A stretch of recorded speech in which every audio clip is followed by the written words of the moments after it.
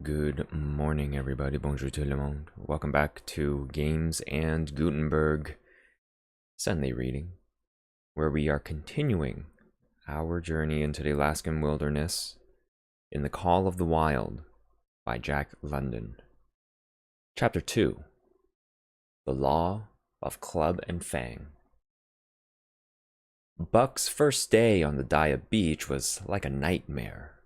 Every hour was filled with shock and surprise. He had been suddenly jerked from the heart of civilization and flung into the heart of things primordial. No lazy, sun-kissed life was this, with nothing to do but loaf and be bored. Here was neither peace, nor rest, nor a moment's safety. All was confusion and action, and every moment life and limb were in peril. There was imperative need to be constantly alert, for these dogs and men were not town dogs and men. They were savages, all of them, who knew no law but the law of club and fang. He had never seen dogs fight as these wolfish creatures fought, and his first experience taught him an unforgettable lesson. It is true, it was a vicarious experience, else he would not have lived to profit by it. Curly was the victim. They were camped near the log store where she, in her friendly way, made advances to a husky dog the size of a full-grown wolf, though not half as large as she. There was no warning, only a leap in like a flash, a metallic clip of teeth, a leap out equally swift, and Curly's face was ripped open from eye to jaw. It was the wolf manner of fighting, to strike and leap away. But there was more to it than this. 30 or 40 huskies ran to the spot and surrounded the combatants in an intent and silent circle. Buck did not comprehend that silent intentness, nor the eager way with which they were licking their chops. Curly rushed her antagonist, who struck again and leaped aside. He met her next rush with his chest, in a peculiar fashion that tumbled her off her feet. She never regained them. This was what the onlooking huskies had waited for. They closed in upon her, snarling and yelping, and she was buried, screaming with agony, beneath the bristling mass of bodies. So sudden was it, and so unexpected, that Buck was taken aback. He saw spits run out his scarlet tongue in a way he had of laughing, and he saw Francois swing in an axe, spring into a mess of dogs. 3 men with clubs were helping him to scatter them. It did not take long, 2 minutes from the time Curly went down. The last of her assailants were clubbed off. But she lay there limp and lifeless in the bloody trampled snow, almost literally torn to pieces, the swart half-breed standing over her and cursing horribly. The scene often came back to Buck to trouble him in his sleep, so that was the way. No fair play. Once down, that was the end of you. Well, he would see to it that he never went down. Spits ran out his tongue and laughed again, and from that moment Buck hated him with a bitter and deathless hatred. Before he had recovered from the shock caused by the tragic passing of Curly, he received another shock. Francois fastened upon him an arrangement of straps and buckles. It was a harness, such as he had seen the grooms put on the horses at home. And as he had seen horses work, so he was set to work, hauling Francois on a sled to the forest that fringed the valley, and returning with a load of firewood. Though his dignity was sorely hurt by thus being made a draft animal, he was too wise to rebel. He buckled down with a will and did his best, though it was all new and strange. Francois was stern, demanding instant obedience, and by virtue of his whip receiving instant obedience, while Dave, who was an experienced wheeler, nipped Buck's hind quarters whenever he was in error. Spitz was the leader, likewise experienced, and while he could not always get at Buck, he growled sharp reproof now and again, or cunningly threw his weight in the traces to jerk Buck into the way he should go. Buck learned easily, and under the combined tuition of his two mates and Francois, made remarkable progress. Ere they returned to camp, he knew enough to stop at Ho, to go ahead at Mush, to swing wide on the bends, and to keep clear of the wheeler when the loaded sled shot downhill at their heels. "Three very good dogs," Francois told Perrault. "That Buck, him pull like hell. I teach him quick as anything."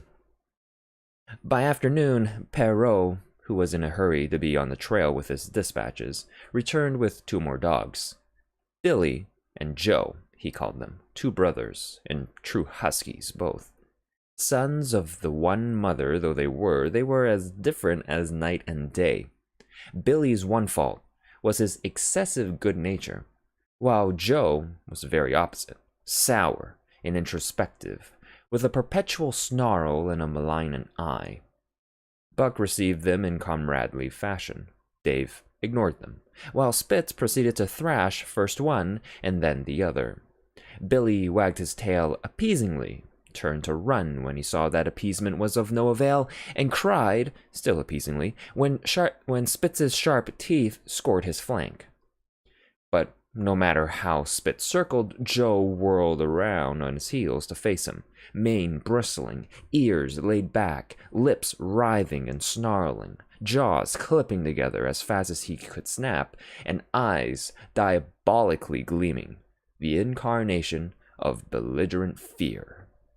So terrible was his appearance that Spitz was forced to forego disciplining him, but to cover his own discomfiture, he turned upon the inoffensive and wailing Billy and drove him to the confines of the camp. By evening, Perrault secured another dog, an old husky, long and lean and gaunt, with a battle-scarred face and a single eye which flashed a warning of prowess that commanded respect. He was called Sol-Leks, which means the angry one. Like Dave, he asked nothing, gave nothing, expected nothing. And when he marched slowly and deliberately into their midst, even Spitz left him alone. He had one peculiarity which Buck was unlucky enough to discover. He did not like to be approached on his blind side. Of this offense, Buck was unwittingly guilty, and the first knowledge he had of his indiscretion was when Sol-Leks whirled upon him and slashed his shoulder to the bone for 3 inches up and down. Forever after, Buck avoided his blind side, and to the last of their comradeship had no more trouble.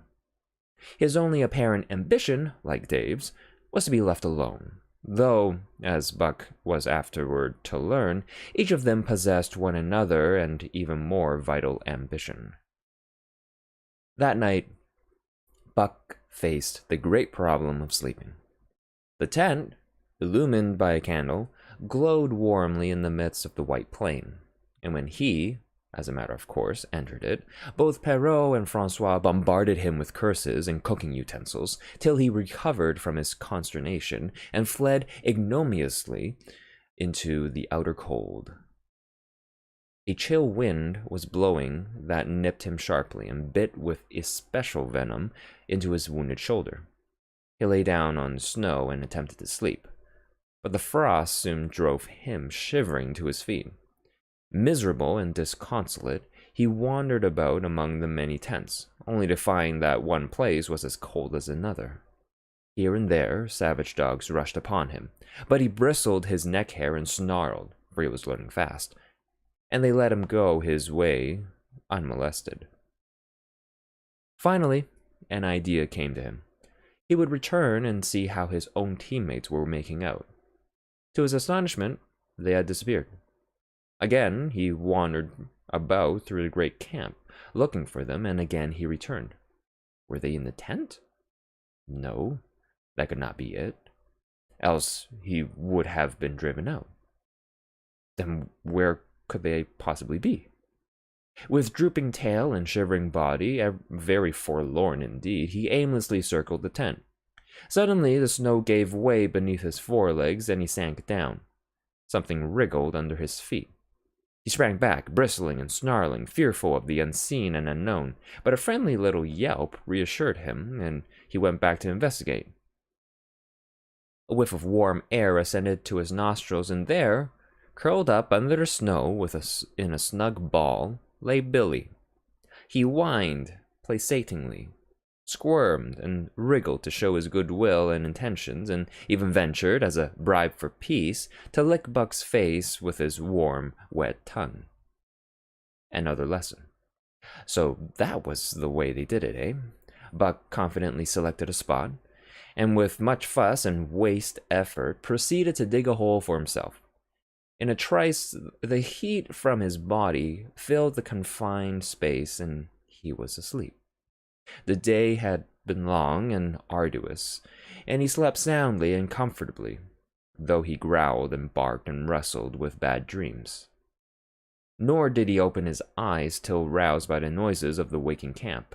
At first, he did not know where he was. It had snowed during the night, and he was completely buried. The snow walls pressed him on every side, and a great surge of fear swept through him, the fear of the wild thing for the trap.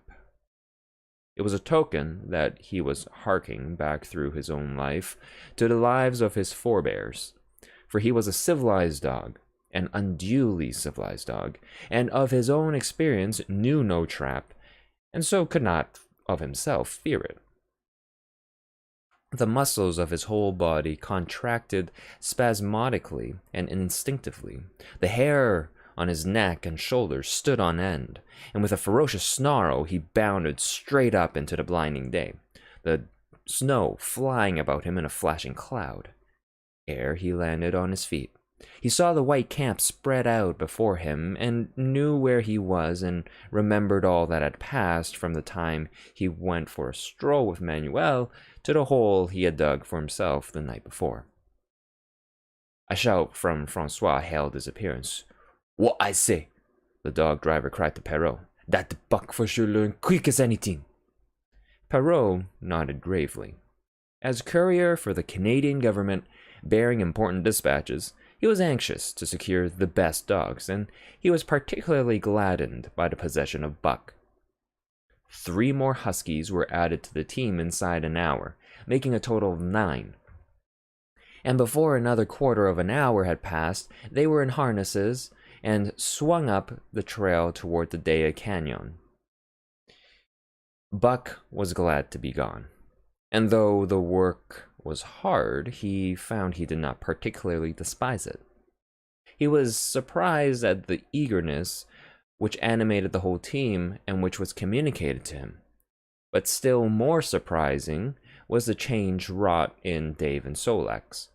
They were new dogs, utterly transformed by the harness. All passiveness and unconcern had dropped from them. They were alert and active, anxious that the work should go well, and fiercely irritable with whatever, by delay or confusion, retarded that work. The toil of the traces seemed the supreme expression of their being, and all that they lived for, and the only thing in which they took delight. Dave was wheeler or sled dog. Pulling in front of him was Buck, then came Sol-leks. The rest of the team was strung out ahead, single file, to the leader, which position was filled by Spitz. Buck had been purposely placed between Dave and Sol-leks so that he might receive instruction. Apt scholar that he was, they were equally apt teachers, never allowing him to linger long in error, and enforcing their teaching with their sharp teeth. Dave was fair and very wise. He never nipped Buck without cause, and he never failed to nip him when he stood in need of it. As Francois's whip backed him up, Buck found it to be cheaper to mend his ways than to retaliate. Once, during a brief halt, when he got tangled in the traces and delayed to start, Both Dave and Sol-leks flew at him and administered a sound trouncing. The resulting tangle was even worse, but Buck took good care to keep the traces clear there afterward. And ere the day was done, so well had he mastered his work, his mates about ceased nagging him. Francois's whip snapped less frequently, and Perrault even honored Buck by lifting up his feet and carefully examining them. It was a hard day's run up the canyon, through Sheep Camp, past the scales and the timberline, across glaciers and snowdrifts hundreds of feet deep, and over the great Chilkoot Divide, which stands between the saltwater and the fresh, and guards forbiddingly the sad and lonely north. They made good time down the chain of lakes which fills the craters of extinct volcanoes, and late that night it pulled into the huge camp at the head of Lake Bennett, where thousands of gold seekers were building boats against the breakup of the ice in the spring. Buck made his hole in the snow and slept the sleep of the exhausted just, but all too early was routed out of the cold darkness and harnessed with his mates to the sled. That day, they made 40 miles, the trail being packed, but the next day, and for many days to follow, they broke their own trail, worked harder, and made poorer time. As a result, Perrault traveled ahead of the team, packing the snow with webbed shoes to make it easier for them. Francois, guiding the sled at the G-pole, sometimes exchanged places with him, but not often. Perrault was in a hurry, and he prided himself on his knowledge of ice, which knowledge was indispensable, for the fall ice was very thin, and where there was a swift river, there was no ice at all. Day after day, for days unending, Buck toiled in the traces. Always, they broke camp in the dark, and the first gray of dawn found them hitting the trail with fresh miles reeled off behind them. And always they pitched camp after dark, eating their bit of fish and crawling to sleep into the snow. Buck was ravenous. The pound and a half of sun-dried salmon, which was his ration for each day, seemed to go nowhere. He never had enough, and suffered from perpetual hunger pangs. Yet the other dogs, because they weighed less, were born to the life, received a pound only of the fish, and managed to keep in good condition.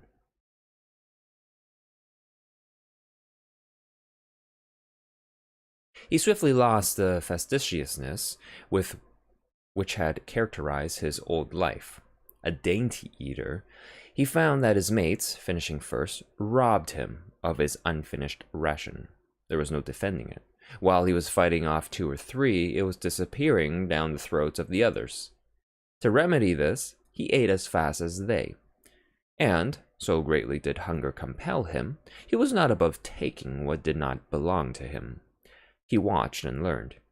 When he saw Pike, one of the new dogs, a clever maligner and thief, slyly steal a slice of bacon when Perrault's back was turned, he duplicated the performance the following day, getting away with the whole chunk. A great uproar was raised, but he was unsuspected, while Dub, an awkward blunderer who was always getting caught, was punished for Buck's misdeed. This first theft marked Buck as fit to survive in the hostile Northland environment. It marked his adaptability, his capacity to adjust himself to changing conditions, the lack of which would have meant swift and terrible death. It marked, further, the decay or going to pieces of his moral nature, a vain thing and a handicap in the ruthless struggle for existence. It was all well enough in the Southland, under the law of love and fellowship, to respect private property and personal feelings. But in the Northland, under the law of club and fang, whoso took such things into account was a fool, and in so far as he observed them, he would fail to prosper. Not that Buck reasoned it out. He was fit, that was all, and unconsciously he accommodated himself to the new mode of life. All his days, no matter what the odds, he had never run from a fight. But the club of the man in the red sweater had beaten into him a more fundamental and primitive code. Civilized, he could have died for a moral consideration, say, the defense of Judge Miller's riding whip. But the completeness of his discivilization was now evidenced by his ability to flee from the defense of a moral consideration and so save his hide. He did not steal for the joy of it, but because of the clamor of his stomach. He did not rob openly, but stole secretly and cunningly, out of respect for Club and Fang. In short, the things he did were done because it was easier to do them than not to do them. His development, or retrogression, was rapid. His muscles became hard as iron, and he grew callous to all ordinary pain. He achieved an internal as well as external economy. He could eat anything, no matter how loathsome or indigestible, and, once eaten, the juices of his stomach extracted the least particle of nutriment, and his blood carried it to the farthest reaches of his body, building it into the toughest and stoutest of tissues. Sight and scent became remarkably keen, while his hearing developed such acuteness that in his sleep he heard the faintest sound and knew whether it heralded peace or peril. He learned to bite the ice out with his teeth when it collected between his toes, and when he was thirsty and there was a thick scum of ice over the waterhole, he would break it by rearing and striking it with stiff forelegs. His most conspicuous trait was an ability to scent the wind and forecast it a night in advance. No matter how breathless the air when he dug his nest by tree or bank, the wind that later blew inevitably found him to leeward, sheltered and snug. And not only did he learn by experience, but instincts long dead became live again. The domesticated generations fell from him. In vague ways, he remembered back to the youth of the breed, to the time the wild dogs ranged in packs through the primeval forest and killed their meat as they ran it down. It was no task for him to learn to fight with cut and slash and the quick wolf snap. In this manner had fought forgotten ancestors. They quickened the old life within him, and the old tricks which they had stamped into the heredity of the breed were his tricks. They came to him without effort or discovery, as though they had always been his always. And when, on the still cold nights, he pointed his nose at a star and howled long and wolf-like, it was his ancestors, dead and dust, pointing nose at the star and howling down through the centuries and through him. And his cadences were their cadences, the cadences which voiced their woe, and what to them was the meaning of the stiffness and the cold and the dark. Thus, as token of what a puppet thing life is, the ancient song surged through him, and he came into his own again.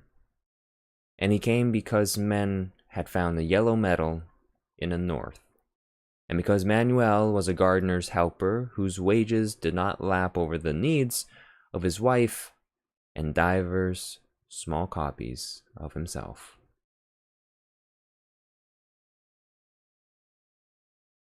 Thank you for joining for Chapter 2 of The Call of the Wild by Jack London. Join us next week when we go into Chapter 3, The Dominant Primordial Beast. Have a great rest of the day.